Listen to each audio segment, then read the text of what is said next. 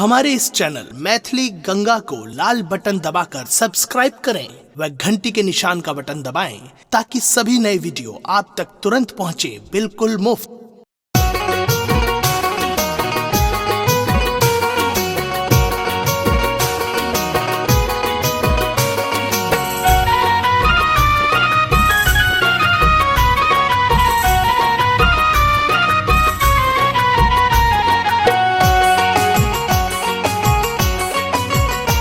अपने सुन रहल छी गंगा कैसेट के प्रस्तुति। चमकल मुख अहाँक इजोर भऽ गेलै, चमकल मुख अहाँक इजोर भऽ गेलै, अधरतिये में लागे जेना भोर भऽ गेलै, अधरतिये में लागे जेना भोर भऽ गेलै। चमकल मुख अहाँक इजोर भऽ गेलै, चमकल मुख अहाँक इजोर भऽ गेलै, अधरतिये में लागे जेना भोर भऽ गेलै, अधरतिये में लागे जेना भोर भऽ गेलै।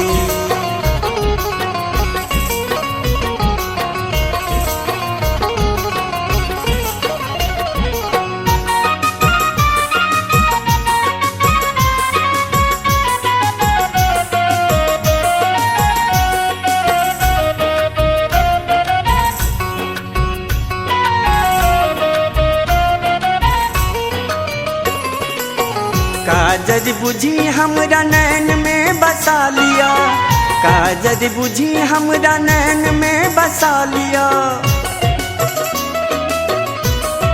है काजर बुझी हमरा नैन में बसा लिया, काजर बुझी हमरा नैन में बसा लिया, काजर बुझी हमरा नैन में बसा लिया। अहाँक नैना मारुक चित चोर भऽ गेलै, अहाँक नैना मारुक चित चोर भऽ गेलै, अधरतिये में लागे जेना भोर भऽ गेलै, अधरतिये में लागे जेना भोर भऽ गेलै।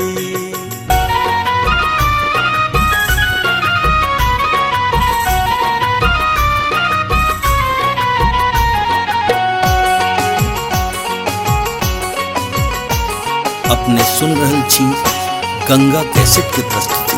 कुछ रही कौआ रही रही मोर अंगना, कुछ रही कौआ रही रही मोर अंगना,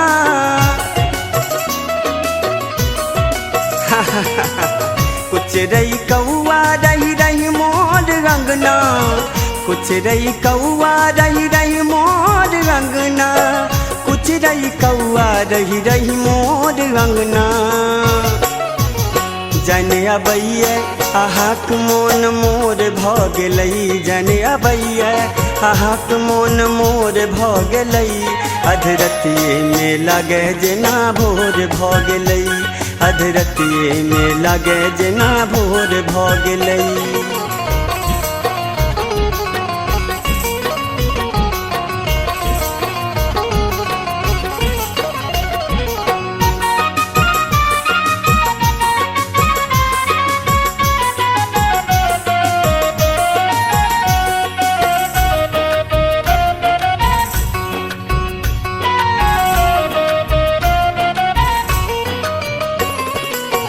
नैनक इशारा दैये प्रेमक निमंत्रण, नैनक इशारा दैये प्रेमक निमंत्रण,